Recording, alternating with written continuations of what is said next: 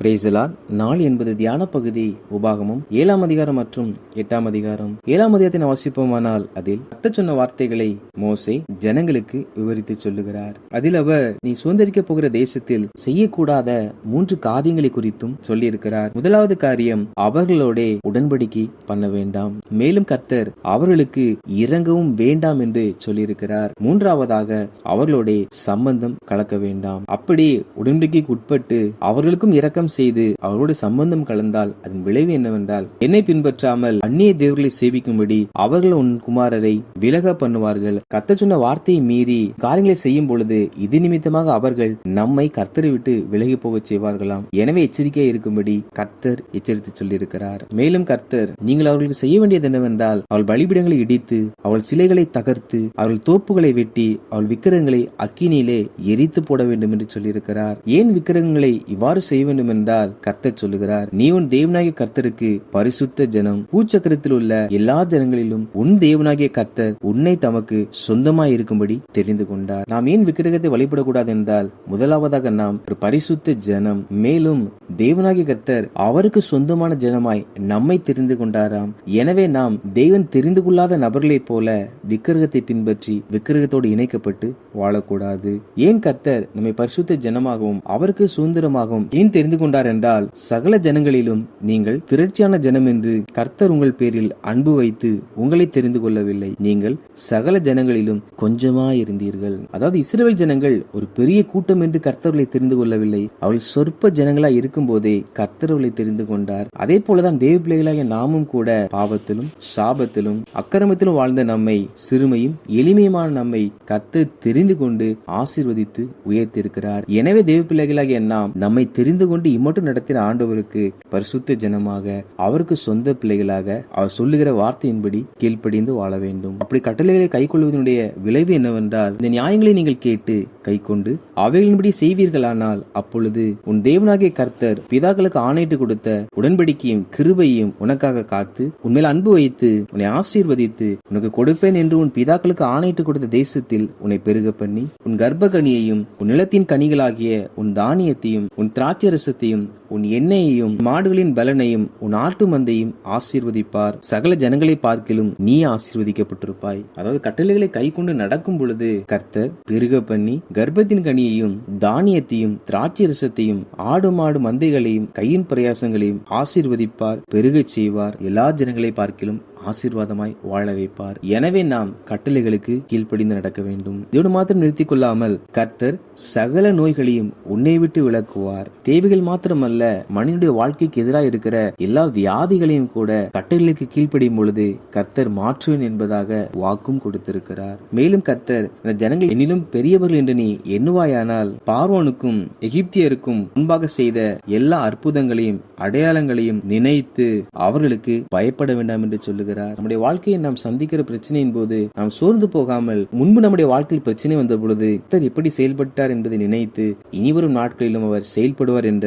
விசுவாசத்தோடு கூட நாம் ஒவ்வொரு நாளும் முன்னேறி செல்ல வேண்டும். மேலும் அவர்களுக்கு பயப்பட வேண்டாம், உங்கள் தேவனாகிய கர்த்தர் உங்களுக்குள்ளே இருக்கிறார், அவர் வல்லமையும் பயங்கரமுமான தேவன். நாம் யாருக்கும் பயப்பட வேண்டிய அவசியம் இல்லை. காரணம் என்னவென்றால், தேவனாகிய கர்த்தர் நமக்குள்ளே இருக்கிறார். அவர் யார் என்றால் வல்லமையும் பயங்கரமுமான தேவன். எனவே சர்வத்தையும் சிருஷ்டித்த வல்லமையும் பயங்கரமுமான தேவன் நமக்குள் இருப்பதினால் நாம் எந்த ஒரு மனிதர்களுக்கும் பிசாசிற்கும் யாருக்கும் பயப்பட வேண்டிய அவசியம் இல்லை. 8ஆம் அதிகாரத்தை நாம் வாசிப்போமானால் இதில் தேவனாகிய கர்த்தர் இஸ்ரவேல் ஜனங்கள் சொல்லும்படி மோசேயை நோக்கி, பிழைத்து பெருகி கர்த்தர் உங்கள் பிதாக்களுக்கு ஆணையிட்டு கொடுத்த தேசத்திலே பிரவேசித்து அதை சுதந்தரிக்கும்படி நான் இன்று உங்களுக்கு விதிக்கிற எல்லா கட்டளைகளின்படியும் செய்ய சாவதானமாய் இருப்பீர்களாக என்பதாக சொல்லுகிறார். அதாவது ஆண்டவராகிய தேவன் இஸ்ரவேல் ஜனங்களுக்கு கானான் தேசத்தை கொடுக்க போகிறார். எனவே இந்த தேசத்தில் போய் அவர்கள் பிழைத்து பழுகி பெருகி இருக்கும் பொழுது ஆண்டவர் விதிக்கிற இந்த கட்டளைகளை கை கொள்ள வேண்டும் என்று சொல்லி இந்த அதிகாரத்தில் சில கட்டளைகளை கர்த்தர் கொடுத்திருக்கிறார்.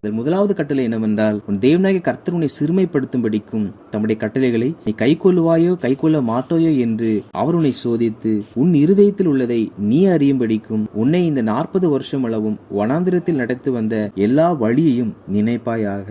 அதாவது நாம் நன்மை ஆசீர்வாதங்களை பெற்றுக்கொண்ட பிற்பாடு கர்த்தர் நம்மை நடத்தி வந்த அந்த விதத்தை நினைக்க வேண்டுமாம். அந்த குறைவின் நாட்களில் கர்த்தர் நம்மை எப்படி நடத்தி, சிறுமையின் நாட்களில் நம்மை சோதித்து நாம் யார் என்பதை நாம் அறியும்படிக்கு கர்த்தர் நம்மை நடத்தினபடியினால் நாம் நடந்து வந்த அந்த விதங்களை நாம் நினைக்கிறவர்களாக காணப்பட வேண்டும். இரண்டாவது கட்டளை என்னவென்றால், அவர் உன்னை சிறுமைப்படுத்தி உன்னை பசியினால் வருத்தி, மனுஷன் அப்பத்தினால் மாத்திரமல்ல துடி வாழ்ந்து புறப்படுகிற ஒவ்வொரு வார்த்தையினாலும் பிழைப்பான் என்பதை உனக்கு உணர்த்தும்படிக்கு நீயும் உன் பிதாக்களும் அறியாத மன்னாவினால் உன்னை பூஷித்தார். இரண்டாவதாக, தேவ பிள்ளைகளாகிய நாம் மனிதன் பணத்தினாலும் ஆகாரத்தினாலும் அல்ல, தேவனுடைய வசனத்தினால் தான் பிழைத்திருப்பான் என்பதை உணர்ந்து கொள்ள வேண்டுமாம். அவைகளை சிறுமையின் காலத்தில் உணர்கிற கிறிஸ்தவர்கள் உண்டு. ஆனால் பரிபூர்ணம் அடைந்த பிற்பாடு கர்த்தருடைய வசனத்தை மறந்து விடுவார்கள். ஆனால் ஒரு நாளும் நாம் வாழ்ந்திருக்கும் பொழுது, செழித்திருக்கும் பொழுது, ஆசீர்வதிக்கப்பட்டு இருக்கும் பொழுது கர்த்தருடைய வசனத்தை மறந்து விடாதபடிக்கு வசனமே நமக்கு எல்லாம் என்பதை உணர்கிறவர்களாய் காணப்பட வேண்டும்.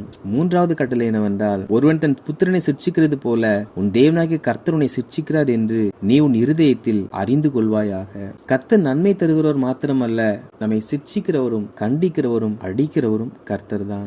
தேவ பிள்ளைகளாகிய நாம் சில அடிகளும் சில காயங்களும் ஏற்படும் பொழுது கர்த்தர் நம்மை சரிப்படுத்துவதற்காக தான் இவைகளை அனுமதிக்கிறார் என்று சொல்லி சிட்சைகளை உணர்கிறவர்களாக இருக்க வேண்டுமாம். நான்காவது கட்டளை என்னவென்றால், உன் தேவனாகிய கர்த்தர் உன்னை நல்ல தேசத்திலே பிரவேசிக்க பண்ணுகிறார். அது பள்ளத்தாக்குகளிலும் மலைகளிலும் இருந்து புறப்படுகிற ஆறுகளும் ஊற்றுகளும் ஏரிகளும் உள்ள தேசம். அது கோதுமையையும் வார்கோதுமையும் திராட்சை செடிகளும் அத்தி மரங்களும் மாதுளை செடிகளும் உள்ள தேசம். அது ஒலிவ மரங்களும் எண்ணெயும் தேனும் உள்ள தேசம். அது தாழ்ச்சி இல்லாமல் அப்பம் புசிக்கத்தக்கதும் ஒன்றும் உனக்கு குறைவுபடாததுமான தேசம். அது கல்லுகள் இரும்புகளாயிருக்கிறதும் செம்பு வெட்டி எடுக்கத்தக்க மலைகள் உள்ளதுமான தேசம். ஆகையால் நீ புசித்து திருப்தி அடைந்திருக்கையில் உன் தேவனாகிய கர்த்தர் உனக்கு கொடுத்த அந்த நல்ல தேசத்திற்காக அவரை ஸ்தோத்தரிக்க கடவாய். தேவன் நமக்கு கொடுத்த எல்லா ஆசீர்வாதங்களுக்காக எப்பொழுதெல்லாம் தேவ சமூகத்துக்கு செல்லுகிறோமோ அப்பொழுதெல்லாம் தேவன் நம்மை உயர்த்தின நம்ம கொடுத்த நன்மைகளை நினைத்து நாம் அவரை ஸ்தோத்தரிக்கிறவர்களாய் காணப்பட வேண்டும். ஐந்தாவதாக, நீ புசித்து திருப்தியாகி நல்ல வீடுகளை கட்டி அவைகளை குடியிருக்கும் போதும் நாடு மாடுகள் திரட்சியாகி உனக்கு வெள்ளியும் பொன்னும் பெருகி உனக்கு உண்டானவைகள் எல்லாம் வர்த்திக்கும் போதும் உன் இருதயம் மேட்டிமை அடையாமலும் உன்னை அடிமைத்தன வீடாகிய எகிப்திலிருந்து புறப்பட பண்ணினவரும் பின் நாட்களில் உனக்கு நன்மை செய்யும் பொருட்டு உன்னை சிறுமைப்படுத்தி உன்னை சோதித்து கொள்ளிவாய் சர்ப்பங்களும் தேள்களும் தன்னில்லாத வறட்சியுமான பயங்கரமான பெரிய வனாந்திர வழியை உன்னை அழைத்து வந்தவரும் உனக்காக பாறையான கண்மலையிலிருந்து தண்ணீர் புறப்பட பண்ணினவரும் பிதாக்கள் அறியாத மன்னாவினால் வனாந்திரத்திலே உன்னை போஷித்து வந்தோருமான தேவனாகிய கர்த்தரை நீ மறவாயாக என்பதாக சொல்லுகிறார். அதாவது நல்ல ஆசீர்வாதத்தை பெற்றுக்கொண்ட நாம் நம்முடைய ஆரம்ப நாட்களில் வனாந்திர பாதையில் கண்ணீரின் பாதையில் தனித்து விடப்பட்ட சூழ்நிலையில் நாம் சிறுமையில் இருந்த பொழுது நம்முடைய வாழ்க்கையில் அற்புதம் செய்து நம்மை இந்த அளவு உயர் செய்த அந்த தேவனை ஒரு நாளும் நாம் மறந்து போக கூடாதாம். ஆறாவது கட்டளை என்னவென்றால், என் சாமர்த்தியமும் என் கைபலனும் இந்த ஐஸ்வர்யத்தை எனக்கு சம்பாதித்தது என்று நீ உன் இருதயத்தில் சொல்லிக் கொள்ளாமலும் இருக்க எச்சரிக்கையாயிருந்து உன் தேவனாகிய கர்த்தரின் நினைப்பாயாக. அவரே இந்நாளில் உனக்கு உண்டாயிருக்கிறது போல ஐஸ்வர்யத்தை சம்பாதிக்கிறதற்கான பலனை உனக்கு கொடுக்கிறவர். அதாவது நம்ம ஒவ்வொருவருக்கும் ஒவ்வொரு கையின் பிரயாசம் இருக்கும், அதனால் நமக்கு வருமானங்கள் கிடைக்கிறது. ஆனால் ஒரு நாளும் இவைகளை நாம் சம்பாதித்தது என்பதாக நாம் சொல்லக்கூடாது. காரணம் என்னவென்றால், நாம் செய்கிற வேலைகளையும் தொழில்களையும் நமக்கு ஆசீர்வதித்து தருகிறவர் கர்த்தரே. நாம் செய்கிற வேலைக்கு தக்கதான நம் சரீர பலனை தருகிறவரும் கர்த்தரே. ஆசீர்வாதத்திற்கு காரணர் யார் என்றால் கர்த்தர் தான். எனவே நான் சம்பாதித்தேன் என்று சொல்லாதபடிக்கு எச்சரிக்கையாய் காணப்பட வேண்டும். ஏழாவதாக, தேவனாய கர்த்தரை மறந்து வேறு தேவர்களை பின்பற்றி அவைகளை சேவித்து அவர்களை பணிந்து கொள்வாயானால் நிச்சயமாய் அழிந்து போவில் என்று உங்களுக்கு சாட்சியாக அறிவிக்கிறேன். அதாவது இப்படி நம்மை ரட்சித்து உயர்த்தின தேவனை மறந்து ஒரு நாளும் விக்கிரகத்தை நாம் நாடி தேடி செல்லக்கூடாது. நமக்கு நல் வாழ்வை ஏற்படுத்தி கொடுத்தவரை நம்முடைய மரண பரியந்தம் நாம் உண்மையாய் பின்பற்றி அவரே நேசிக்கிறவராய் காணப்பட வேண்டும். வாசித்த இந்த அதிகாரிகளின்படி கர்த்தருடைய ஜனங்களாகிய நாம் தேவனை அறியாதோடு கூட உடன்படிக்கை செய்யாமல் தீமைக்கும் கிரகத்தினுடைய காரியத்திற்கும் இரக்கம் செய்யாமல் தேவனை அறியாதோடு கூட சம்பந்தம் கலக்காமல் நாம் தேவனுக்கு பரிசுத்த ஜனம் என்றும் அவருக்கு சொந்த ஜனம் என்றும் அவர் நம்மை தெரிந்து கொண்டதை நாம் உணர்ந்து பிசாசையும் எதிர வருகிற மனிதனையும் கண்டு பயப்படாமல் நம்முடைய வாழ்க்கையில் பிரச்சனை வரும் பொழுது முன்பு கர்த்தர் செய்த அற்புதங்களை நினைத்து நமக்குள் இருக்கிற தேவன் வல்லமையுள்ளவர் என்பதை உணர்ந்து தேவன் நமக்கு ஆசீர்வாதத்தையும் செல்வத்தையும் கொடுத்திருக்கிறபடியினால் அதை பெற்றுக் கொள்ளுகிற நாம் ஒவ்வொரு நாளும் கர்த்தரை நினைத்து பார்த்து அவருடைய வார்த்தைகளை உணர்ந்து ஒரு சிற்சையை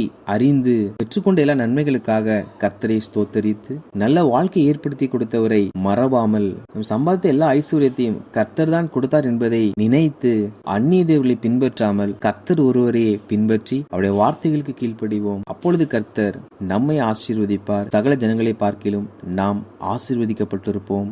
ஆமேன்.